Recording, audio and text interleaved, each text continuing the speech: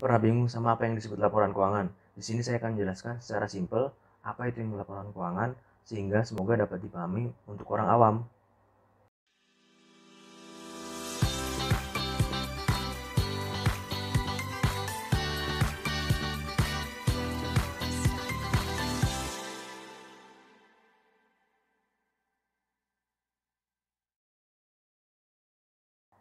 Halo guys, saya Cek Krisna Huda. Saya seorang auditor dan akuntan. Di channel ini saya akan sharing mengenai ekonomi dan keuangan. Semoga channel ini bisa bermanfaat buat semuanya ya.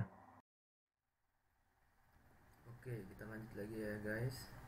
Jadi sebenarnya laporan keuangan itu menurut standar akuntansi atau prinsip akuntansi yang berlaku umum di Indonesia terdiri dari 4 yang utama. Apa aja sih?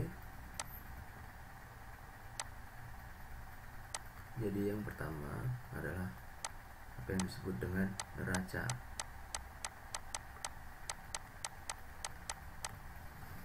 Yang kedua adalah apa yang disebut dengan laba rugi. Nah, yang ketiga adalah apa yang disebut dengan arus kas. Yang terakhir adalah apa yang disebut dengan perubahan modal.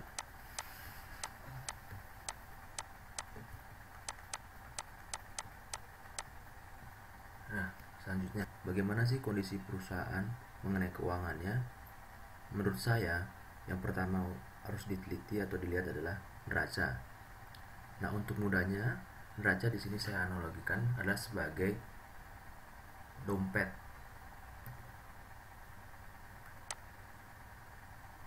Biasanya kita tahu orang punya duit atau enggak itu kan dari dompet ya. Nah, sebenarnya isi dompet itu apa sih yang ada di dompet itu?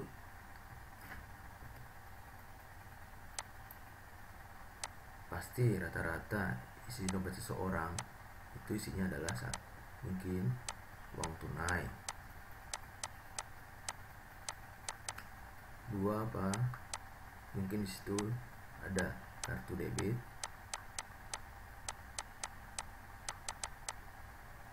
Lalu apa?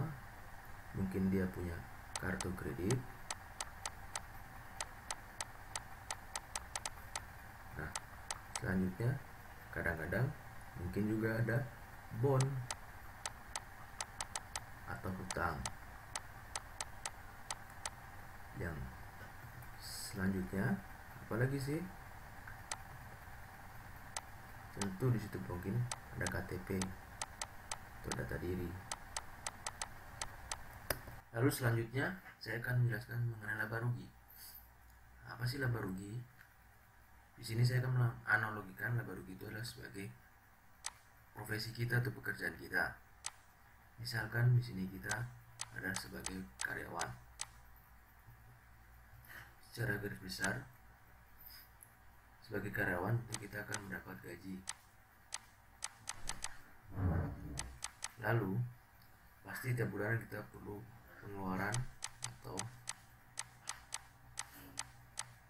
biaya hidup. Selisihnya bisa dapat disebutkan adalah sisa dari gaji kita.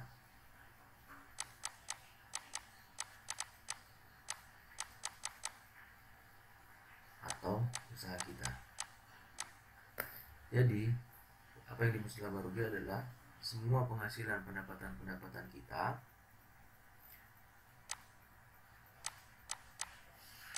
dikurangi dengan biaya-biaya pengeluaran kita, sisanya adalah laba atau rugi.